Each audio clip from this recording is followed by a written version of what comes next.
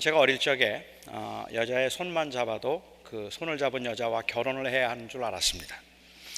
그래서 혹이라도 마음에 썩 들지 않는 여자와 손이 닿아서 그 여자와 결혼을 해야 될까봐 여자들의 손이 닿지 않도록 저는 극도로 조심하면서 다녔습니다.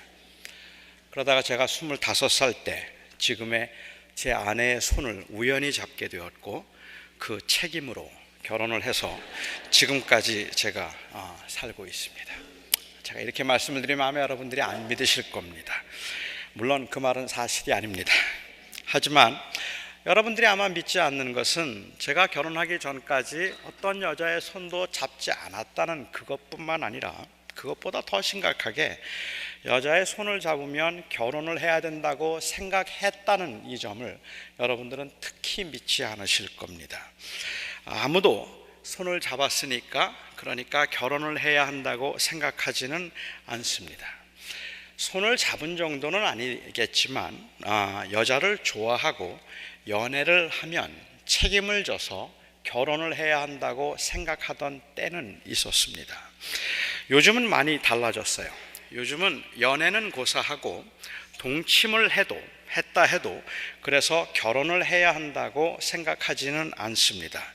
성적인 관계는 언제나 결혼한 부부 관계에서만 가능하다고 성립하는 것이 아니라고 생각하는 현대인들에게 간음하지 말라는 이 계명은 마치 옷을 만들 때 두 가지 옷감을 섞어서 만들지 말라거나 굽이 갈라지지 않거나 되새김질을 하지 않는 짐승은 먹지 말라고 하신 이 율법의 말씀만큼이나 어색하고 진부하고 그리고 불편합니다.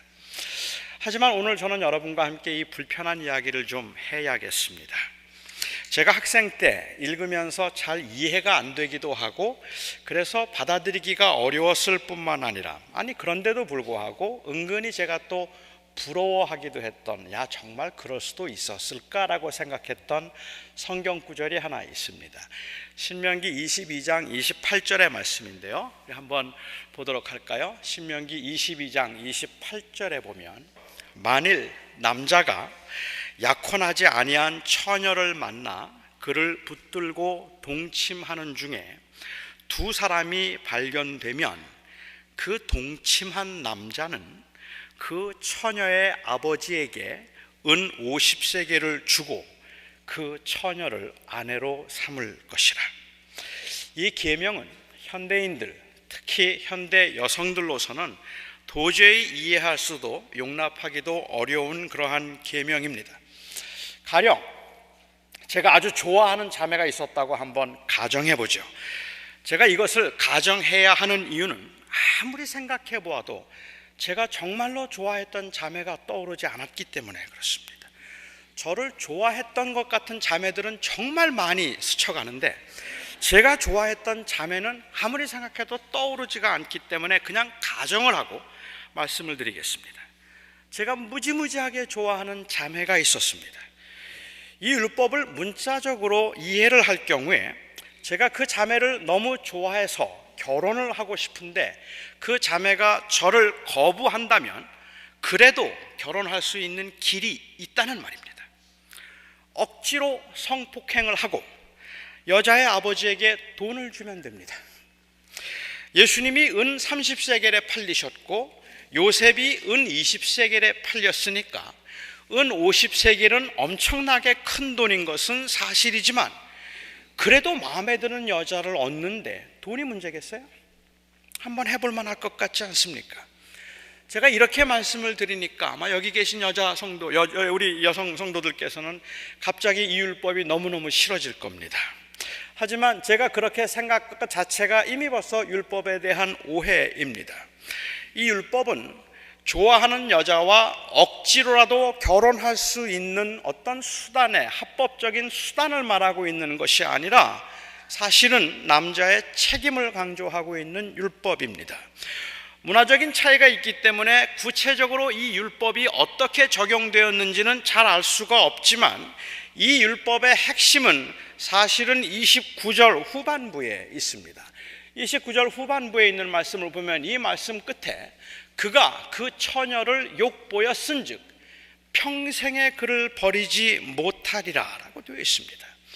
돈만 있다면 원하는 여자를 언제든지 취할 수 있다는 가능성을 말하는 것이 아니라 처녀를 욕보였으면 그에 따르는 배상은 물론이거니와 평생 부끄러움을 느끼면서 죄책감을 가지고 살더라도 절대로 여자를 버려서는 안 되는 끝까지 책임을 져야 한다는 것을 강조하고 있는 말씀입니다. 소유는 결국 책임을 의미하기 때문에 내가 그를 소유했다는 말은 이제 그에 대해서 평생을 책임져야 한다는 말입니다. 자, 그렇다면 약혼한 여자의 경우는 어떨까요? 처녀인 경우, 약혼을 하지 않은 경우에는 은 50세겔을 아버지에게 주고 사서 50세겔을 주고 배상을 하고 그 여자에 대해서 끝까지 책임을 지라고 했다면, 그렇다면 약혼한 여자를 성폭행하거나 욕을 보인 경우는 어떨까요? 신명기 22장 23절과 25절에 보면 아주 흥미로운 기록이 있습니다. 약혼한 여자의 경우는 어디에서 성폭행을 했는가에 따라서 달라집니다. 만일 성내에서 성폭행을 당했다면 남자와 여자 둘 다 돌로 쳐서 죽여야 합니다.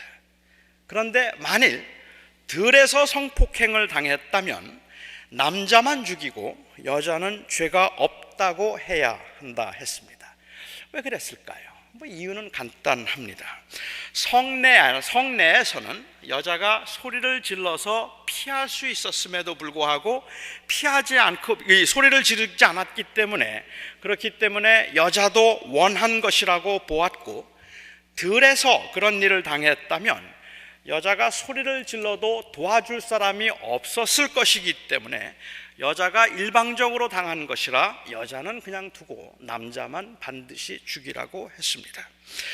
이 율법을 문자적으로 우리가 보면 사실 우리의 상황에 너무 맞지 않는 이야기들이라서 어색하고 허술해 보이기는 하지만 이 율법이 의도하는 바는 분명합니다. 결혼한 경우는 물론이거니와 심지어 약혼한 여자라 할지라도 그 여인은 다른 사람의 소유가 된 것이기 때문에 누구도 범해서는 안 된다는 것입니다.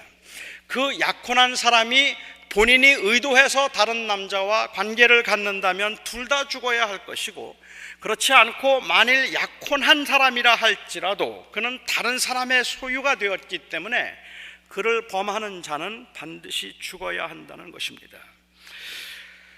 그러니까 이 율법에 의하면 결혼이란 여자가 남자의 소유가 되는 것이라서 다른 어떤 사람도 넘보아서도 안 되고 취해서도 안 되는 겁니다. 여자가 남자의 소유가 되는 것이 결혼이라고 말한 율법의 의도라고 말하니까 좀 불편하시죠? 사실 율법에는 여러 곳에서 여자가 남자의 소유임을 전제하고 남성 중심적으로 기록이 되어 있기는 하지만 예수님께서는 이 부분에 대해서 잠시 한번 언급하시기를, 이렇게 된 것은 원래 그런 것이 아니라 인간이 타락했기 때문에 모세의 율법이 그렇게 기록된 것이라고 말씀하신 적이 있습니다. 하지만 제가 생각하기에 창조 때부터 결혼은 소유의 문제였습니다. 하나님께서는 결혼을 정의하면서 이제 남자가 부모를 떠나 여자와 한 몸이 되는 것이라고 했는데, 이는 남자가 여자의 소유가 된다는 것을 의미합니다. 결혼했다는 말은 이제는 남자가 부모를 떠나서 여자와 연합함으로 여자의 소유가 되었다는 의미라고 볼 수 있다는 거죠. 그러니까 정리하자면 결혼이란 아내와 남편이 서로의 몸을 더 이상 자기의 소유로 여기지 않고 상대방의 소유로 여기는 것, 그것이 바로 결혼입니다. 결혼을 이렇게 정의하는 것도 불편한 분들이 많이 계실 겁니다.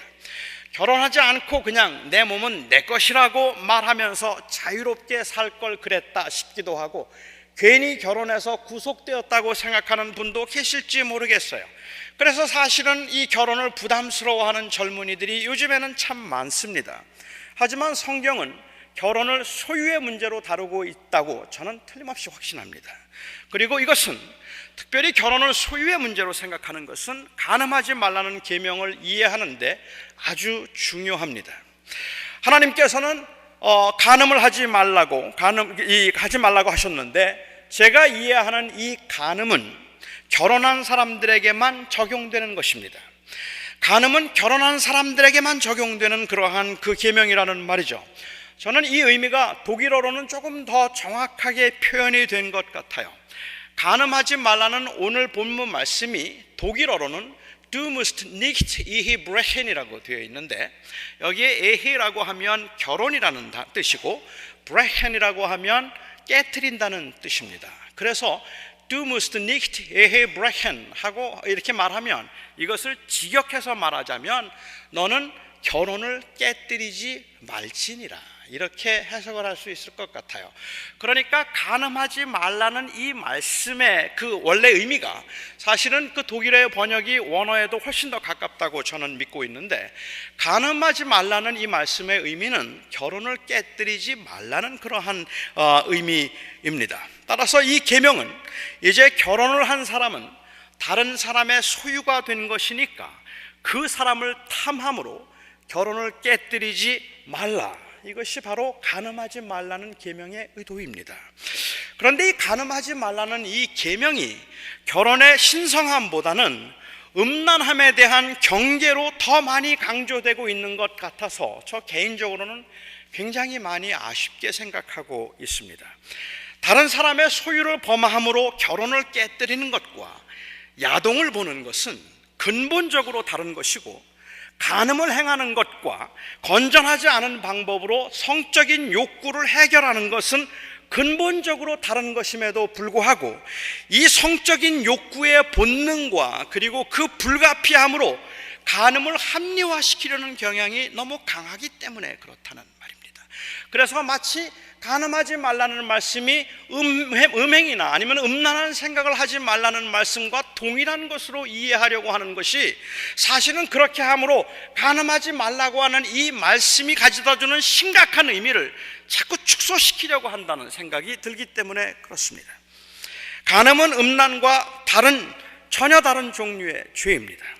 물론 사람들이 이렇게 생각하는 이유는 예수님께서 하셨던 이 간음하지 말라는 말씀에 대한 예수님의 해석 때문이라고 많이들 생각할 겁니다.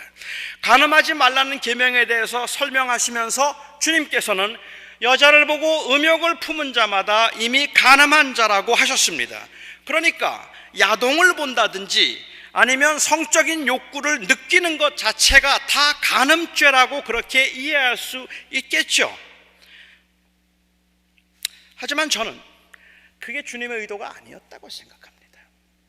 주님께서 여자를 보고 음욕을 품은 자는 이미 다 간음한 자라고 말씀하신 것은 단순히 야동을 보거나 아니면 성적으로 음란한 생각을 했다는 것 자체가 그것이 다 간음과 똑같은 죄라는 말씀을 하고 계시는 것이 아니라고 보는 거죠. 제가 이해하기에 여자를 보고 음욕을 품었다고 말을 할 때 여기서 말하는 여자는 남의 여자입니다.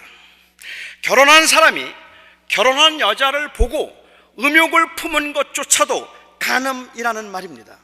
그래서 주님은 이 말씀 바로 다음에 이혼에 대해서 말씀하시면서 음행한 연고 없이 아내를 버리는 자도 곧 간음한 자라고 말씀하셨습니다. 여자를 보고 음욕을 품어도 간음이라고 말씀하신 후에 음행과 관련해서 이혼에 관해서 말씀하신 것은 단순히 이혼의 정당한 사유가 무엇인가 하는 것을 말하기 위해서가 아니라, 즉 배우자가 음행을 했다면 이혼해도 좋다는 이혼의 사유를 말하기 위해서 하는 것이 아니라, 이 계명이 바로 결혼과 관계된 것이기 때문에 그렇다는 말입니다. 여자를 보고 음욕을 품었다, 남의 여자를 보고 음욕을 품은 것도 이미 간음한 자일 뿐만 아니라 그 음행의 연고 없이 여자를 버리는 것도 이미 간음한 것이라고 주님께서 말씀하시면 결혼의 신성함을 강조한 것이라는 말입니다. 물론 음란함은 죄입니다. 성경에서는 간음뿐만 아니라 결혼을 하지 않았어도 성적으로 문란하게 사는 것, 혹은 결혼한 사람이라도 이 성적인 욕망을 채우기 위해서 음란하게 행하는 것들을 모두 다 엄하게 경고했습니다. 그런데 성경에서 말할 때 그것은 간음죄가 아니라 그것은 호색의 죄입니다. 그러니까 성경에서는 adultery하고 fornication을 구별하고 있다는 말이에요. 그 간음이라고 하는 죄와 음행한 그러한 그 fornication은 다른, 포네이아는 아주 다른 죄라는 말입니다. 제가 드리고 싶은 말씀은 야동을 즐겨보고 아니면 성적 쾌락을 추구하는 모든 적절치 못한 방법들이 다 틀림없는 죄이지만 간음죄는 아니라는 겁니다. 간음이란 결혼과 관계된 것이라서 호색과는 또 다른 종류의 죄입니다. 단순히 성적 충동이나 아니면 본능적인 욕구 때문이라고 말할 수 없는 훨씬 더 심각한 문제가 바로 이 간음에는 있다는 말입니다. 어쩌면 현대사회는 간음과 호색을 동일시함으로 그 간음의 심각함을 축소시키고 있는지 모른다고 저는 생각하는 겁니다. 제가 이 말씀을 드리는 이유는 너무 많은 사람들이 어쩔 수 없는 느끼는 그러한 그 성적인 본능적인 욕구들을 어떻게 하겠느냐는 말이에요. 그래서 그렇게 행한 것들이 문제가 되지 않는다고 생각하지는 않지만 그럼에도 불구하고 누구나 범할 수 있는 그러한 죄라는 정도로 합리화시킴으로 간음을, 가정을 깨뜨리고 있는 것들을, 그것을 합리화시키고 있는 것이 심각한 문제라는 말씀을 드리고 있는 겁니다. 간음은 결혼을 깨뜨리는 것이고, 따라서 그것은 육체적인 죄일 뿐만 아니라 영적인 죄이고, 그리고 또한 이것은 신앙적인 죄입니다.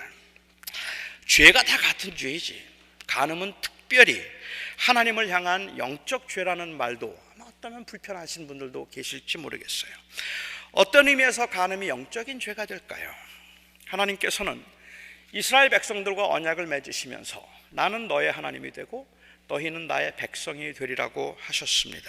이 말은 이제 이스라엘 백성들이 하나님의 백성이 되므로 하나님의 소유가 되었다는 말이고, 이제 하나님은 이스라엘의 소유가 되었다는 그러한 말입니다. 우리가 그리스도인이 된다는 말도 같은 의미입니다. 예수 그리스도를 나의 구주로 믿는다는 것은, 이 말은 이제 내가 내 인생의 주인이 아니라 예수 그리스도가 우리 인생의 주인이며 우리 스스로 주인이 되어서 사는 삶의 결국은 행복할 수 없어서 이제는 예수 그리스도를 나의 주님으로 믿음으로 진정한 행복과 자유를 그곳에서 찾겠다는 그러한 고백입니다. 그것을 위해서 내 삶을 그리스도에게 맡겼다는 의미가 그리스도인이 된다는 말이고, 그리스도를 믿는다는 그러한 의미입니다. 우리가 우리 인생의 주인이 되어서 우리가 원하는 대로 인생을 살지 않으면 행복할 수 없다고 생각을 했었는데, 사실은 그렇지 않다는 하나님의 말씀을 믿기로 하고, 우리가 더 이상은 우리의 원하는 대로 우리의 욕망과 우리의 느낌과 우리의 그 소유에 의해서 우리의 인생의 행복과 불행을 나누지 말하지 아니하고 오직 주님께서 원하시는 대로 살아갈 때 그것이 인간에게 자유와 행복을 준다고 고백한 사람들입니다. 따라서 우리가 예수 그리스도를 믿는 그리스도인이 되었다는 말의 의미는 이제 우리는 우리의 것이 아니라는 말입니다. 하지만 우리가 우리의 것이 아니라 주님의 것이라는 말만큼 막연하고 추상적인 말이 없습니다. 주를 위해서 모든 것을 다 드리는 삶, 전인적인 그리스도인의 삶이라는 말은 아무것도 주님 앞에 드리지 않는 것과 크게 다를 바 없습니다. 내가 내 것이 아니라 주님의 것이라면 그렇다면 구체적으로 어떻게 살라는 말입니까? 차라리 교회 봉사 열심히 하고 헌금 생활 잘하는 것이 하나님을 위해서 사는 삶이고, 그렇게 교회 봉사 열심히 하고 헌금 많이 하면 하나님께서 축복해 주셔서 그 삶을 풍요롭게 할 것이고, 그래서 하나님의 소유인 것을 주장하는 것, 드러내는 것이라고 말한다면 훨씬 쉽겠어요. 하지만 내 삶 전체를 주님께 드려서 가정과 직장에서 그리스도의 주되심을 인정하며 사는 것이 그리스도인의 삶이라고 말하면 이 말처럼 애매하고 추상적인 말이 없습니다. 내가 그리스도를 위해서 내 삶을 그리스도를 위해서 드린다는 말이 구체적인 헌신보다 더 힘이 없는 이유는 그 고백이 진실하지 않기 때문에 그러는 것이 아니라 사실은 그 고백의 막연함 때문에 그렇다는 말입니다. 도대체 하나님의 영광을 위해서 살라고 하면, 내 삶이 다 그리스도의 것이라고 말하면 구체적으로 어떻게 살라는 말입니까? 어느 농부가 공산당에 가입하기를 원했습니다. 그래서 당원이 그를 인터뷰를 했어요. 공산당원이 되면 모든 것을 다 같이 나누어야 합니다. 그래서 당신이 가지고 있는 것들을 다른 사람들과 함께 나눌 수 있어야 공산당원이 될 수 있습니다. 그럴 수 있습니까? 그럴 수 있다고 했어요. 만일 당신에게 집이 2채 있다면 그 한 채를 공산당에 기부할 수 있습니까? 물론입니다. 만일 당신에게 트랙터가 2대가 있다면 그 트랙터 중에 한 대를 공산당에 다 바칠 수 있겠습니까? 물론 바칠 수 있습니다. 만일 당신에게 고양이가 2마리 있다면 그 중에 한 마리를 공산당에 내놓을 수 있습니까? 물론 내놓을 수 있습니다. 만일 당신에게 소가 2마리 있다면 그 한 마리를 공산당에 내놓을 수 있습니까? 그러자 농부가 대답을 안 해요. 가만히 있었습니다. 그리고는 한참을 망설입니다. 진짜로 소가 2마리 있었기 때문입니다. 집도 2채가 없었고 경운기도 2대가 없었고 그리고 고양이도 2마리가 없었기 때문에 그 둘 중에 하나를 내놓으라고 하는 건 아무 문제가 되지 않았는데, 소는 정말로 2마리가 있었기 때문에 한 마리를 내놓아야 한다는 말에 그는 갑자기 경계하기 시작했습니다. 생명을 주님께 드린다, 소유를 주님 앞에 전부를 주님 드린다는 것이 내가 가지고 있는 그 소유의 일부분을 주님 앞에 드린다고 말하는 것보다 훨씬 더 쉽습니다. 하나님 앞에 11조를 하는 것은 어렵지만 내 삶을 주님께 드리는 것은 쉽습니다. 그것은 구체적인가 아니면 추상적인가의 차이일 수 있겠다고 생각합니다. 주님을 사랑한다는 것도 역시 마찬가지입니다. 주님을 사랑한다는 건 정말 막연합니다. 어쩌면 그래서 사람들이 주님을 사랑한다는 말을 너무 쉽게 말하고 있는지도 모르겠어요. 여러분은 사도 요한이 했던 말을 기억하십니까? 내가 보이는 형제를 사랑하지 못하면서 보이지 않는 하나님을 사랑한다고 말하는 것이 거짓말이라. 하나님을 정말로 사랑한다면, 그렇다면 보이는 형제를 사랑함으로 하나님을 사랑함을 보이라. 이쯤 되면 하나님을 사랑한다는 것이 아주 구체적이고 아주 어려운 일이 됩니다. 하나님은 그 아들을 우리에게 주심으로 사랑을 확증하셨으니까 하나님이 우리를 사랑하신다는 말은 쉽게 할 수 있지만, 우리가 하나님을 사랑한다는 말을 쉽게 할 수 없는 이유는 그냥 우리의 느낌이나 필링을 말하는 것이 아니라 정말로 하나님을 사랑하는 것을 구체적으로 어떻게 보일 수 있느냐는 그 질문 앞에 우리가 망설이게 되기 때문에 그렇다는 말입니다. 이와 마찬가지로 이제 하나님이 우리의 주가 되시고 우리가 하나님의 소유가 되었다고 말한다면, 저와 여러분이 경험하는 것처럼 이 말은 정말로 애매한 말입니다. 내가 하나님의 소유가 되었다는 말이 무슨 말입니까? 내가 이제는 하나님의 것이라고 하는 말이 어떻게 표현되어야 되는 겁니까? 일주일에 한 번 교회 나오면 되는 겁니까? 아니면 헌금을 조금 더 하면 되는 겁니까? 어떻게 표현할 수 있습니까? 저는 오늘 본문 말씀을 통해서 간음하지 말라는 이 말씀은 우리가 하나님의 소유라고 하는 이 고백을 온전하게 드러낼 수 있는 분명한 그 길을 우리들에게 가르쳐주고 있다고 생각합니다. 다시 말씀드리면, 우리가 하나님의 소유라는 그 고백이 분명하다면 결혼을 신성하게 여겨야 합니다. 왜냐하면 우리의 신앙 고백도 내가 하나님의 것이라는 고백이지만, 또한 동시에 결혼도 이제는 더 이상은 내가 내 것이 아니라 내 배우자의 것이라는 고백이기 때문에 그렇습니다. 이 세상에 살면서 내가 하나님의 소유인 것을 가장 확실하게 드러낼 수 있는 방법이 있다면 그것은 내가 내 배우자의 소유임을 인정하는 것입니다. 모든 죄가 하나님께 범한 죄이겠지만 특별히 간음은 우리의 몸이 우리의 것이 아니라 하나님의 것임을 부인하는 아주 심각한 죄가 되는 겁니다. 너무 지나친 비약이라고 생각하십니까? 이렇게까지 생각할 이유가 있겠는가라고 생각하십니까?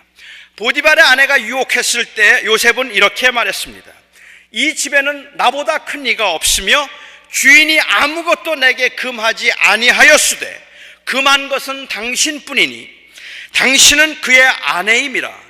그런즉 내가 어찌 이 큰 악을 행하여 하나님께 죄를 지으리요.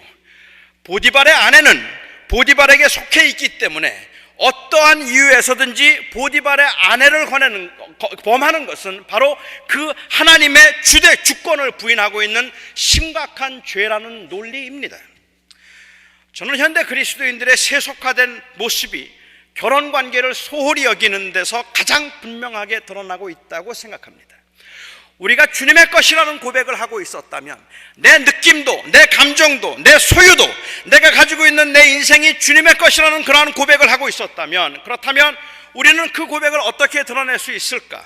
나는 내 것을, 내 인생을 아직도 내 것이라고 생각하고 있기 때문에 나의 감정이 중요하고 나의 로맨스는 아름다운 것입니다. 내 몸은 내 것이라고 생각하고 있기 때문에 나에게는 내가 원하는 사람을 택할 수 있는 권리가 있다고 생각하고 내가 원하지 않으면 버릴 수 있다고 생각합니다.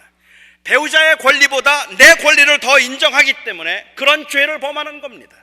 배우자의 권리를 말하지 아니하고 내 권리를 말하고 있고 하나님 앞에서도 내 권리를 말할 수 있어서, 그래서 배우자의 권리, 내가 결혼함으로 이제는 내게 속한 것이 아니라 내가 바로 당신의 것입니다라는 그 고백을 소홀히 여기고 있기 때문에 우리는 너무 쉽게 간음을 행하고 있다는 말입니다.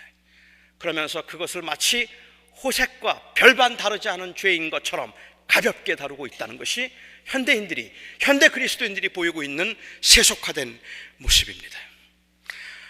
저는 이 모습이 결국은 하나님의 주되심을 인정하지 않는 불신앙적인 모습이라고 생각하기 때문에 제게도 두려움이 있고 그리고 제게도 부끄러움이 있습니다. 그리스도인들에게는 내 삶은 내 것이 아닙니다. 예수 믿는 사람들에게 내 것이라 할 것이 없습니다. 내 몸도 내 것이 아닙니다. 내 몸은 그리스도의 것입니다. 내 몸이 그리스도의 것이기 때문에 내 몸은 아내의 것입니다. 내 몸이 그리스도의 것이기 때문에 내 몸은 남편의 것입니다. 하나님께서 간음하지 말라고 하셨기 때문에 율법적으로 무엇이 간음이고 무엇이 간음이 아닐까를 규정하고 간음을 행하지 않고도 음행을 즐기고 합리화시킬 수 있는 그 방법을 고민하다가 이혼이라고 하는 기가 막힌 방법을 찾아낸 유대 지도자들은 간음하지 말라고 하는 이 계명의 의도를 이해하지 못한 겁니다. 예수님 당시에 이 유대 지도자들은 아내 외에 좋아하는 여자가 생기면 그럼에도 간음을 행하지 않을 수 있는 방법으로 그들은 이혼을 생각했습니다. 간음을 행하기 전에 이혼을 한다면 10계명의 이 7번째 엄중한 계명을 어기지 않을 수 있겠다고 생각했기 때문입니다. 기발했습니다. 하지만 그들은 이 계명을 놓쳤습니다. 이 계명의 의도를 놓쳤다는 말입니다. 그래서 주님께서는 음행에 연고 없이 아내를 버렸다면 그것도 간음이다 라고 주님께서 말씀하심으로 간음하지 말라고 하신 그 말씀이 궁극적으로 결국은 결혼의 신성함을 의미하는 것이고, 그 결혼의 신성함을 말하기 위해서 내가 하나님의 것이라고 하는 그 신앙의 고백 아래서 결혼을 했다면, 그렇다면 이제 내가 하나님의 것임을 드러낼 수 있는, 표현할 수 있는 가장 좋은 길은, 그리고 가장 최선의 길은 바로 내가 아내의 것이라는, 내가 남편의 것이라는 것을 인정하는 것이다. 그리고 그것을 지키는 것이라고 주님께서 말씀하신 것입니다. 오늘 우리 교회가 보여지는 세속화된 그 세속화의 절정이 어디에 있는가 하면, 결혼을 한 부부임에도 불구하고 너무 많은 경우에 우리의 마음속에 느끼고 있는 우리의 감정과 그리고 내가 경험하고 있는 그 나의 경험과 또한 이 길지 않은 인생 가운데서 내가 원하는 것을 내 마음대로 즐길 수 있다고 하는 그 나의 권리, 이것 때문에 가정을 깨뜨리는 것을 별로 그렇게 대단한 문제로 생각하지 않고, 가정을 깨뜨리는 것을 그냥 단순히 호색의 죄처럼 마음속에 음란한 생각이 있어서, 그래서 그 부적절하게 성적인 욕구들을 충족한 것 정도로만, 해결한 것 정도로만 생각하고 있는 것이 저는 문제라고 생각합니다. 간음의 심각한 문제는 바로 세속화에 있는 겁니다. 하나님 되심을 인정하지 않음에 있는 것이고, 내가 나의 주인인 것을 우리가 생각함으로, 내가 내 인생의 주인이라고 생각함으로 우리는 나의 그 감정과 내 경험과 그리고 내 느낌과 또 이 내가 원하는 내 권리를 거기에 최고의 가치를 둔 것이죠. 그리하면 아내를 버릴 수 있고 남편을 버릴 수 있습니다. 이 계명의 핵심은 결혼한 사람들이, 그리고 모든 사람들이 결혼을 할 것을 전제로 한다면 모든 사람들이 하나님의 주되심을 보여주는 가장 확실한 길로 자신의 감정과 필요로 배우자에게 불성실한 죄를 범하지 않는 것이라는 데 있습니다. 우리가 진정으로 복음을 안다면 복음적인 가정생활이란 내가 나의 것이 아님을 인정하는 데서부터 비롯되는 겁니다. 복음은 내가 내 것이 아님을 고백하는 것입니다. 그렇다면 복음적인 가정생활은 내가 내 것이 아니라 내 아내의 것이고 내 남편의 것이라 그 몸에도 그 느낌에도 나의 권리가 없다고 말할 수 있는 것, 그것이 복음입니다. 저는 우리 현대 그리스도인들의 가정이 그런 의미에서 이 계명을 진지하게 생각해야 된다고 생각합니다. 그리고 회복되어야 합니다. 기도하겠습니다.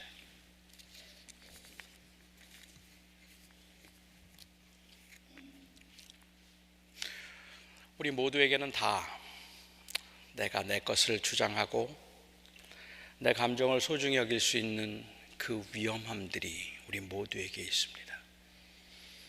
저는 이 시간에 여러분들에게 기도를 하면서 또 저 자신의 삶도 돌아보고 여러분들의 삶을 돌아보면서 한번 하나님 앞에 우리가 조용히 기도하고 돌이킬 수 있으면, 아니 꼭 돌이킬 수 있기를 바랍니다. 혹시 여러분 중에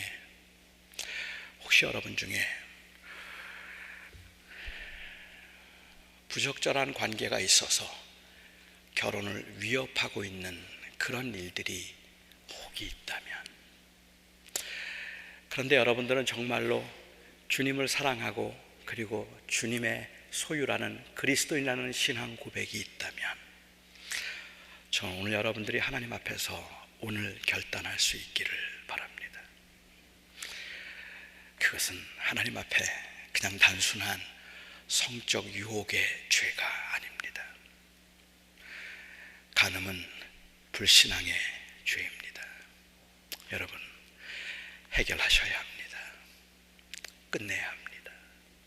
저는 여러분들이 그와 같은 결단을 오늘 할 수 있기를 바랍니다. 자비로우신 아버지 하나님, 하나님을 주라고 인정하지 않고 그리스도의 주되심을 부인하고 있는 요즘 세상은 단순히 율법을 무시해서가 아니라 자기 자신의 그 인생의 주인임을 믿는 그 믿음 때문에 너무 많은 가정들이 너무 많이 혼란스럽고 많이 깨지고 있습니다.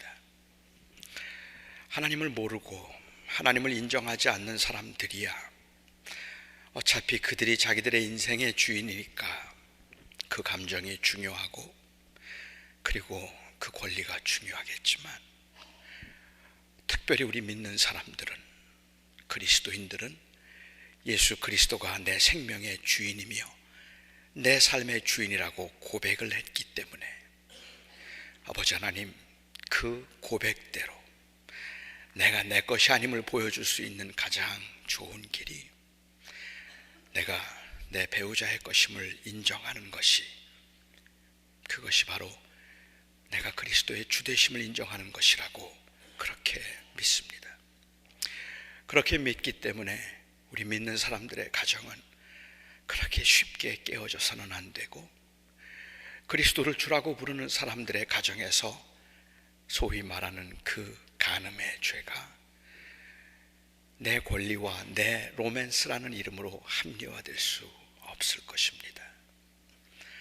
하나님, 이 시대에 그리스도의 교회들이, 그리고 그리스도를 주라고 믿는 사람들이 정말로 불편한 일이고 그리고 힘든 일임에도 불구하고 구체적으로 그리스도의 주되심을 드러낼 수 있는 방법으로 가정을 귀히 여기며 결혼을 신성히 여길 수 있게 하여 주시옵소서. 아버지 하나님, 우리들의 가정들을 지켜주시옵시고 저희들의 가정들이 어려움을 당하지 않게 하여 주시옵소서. 예수님의 이름으로 간절히 기도하옵나이다. 아멘.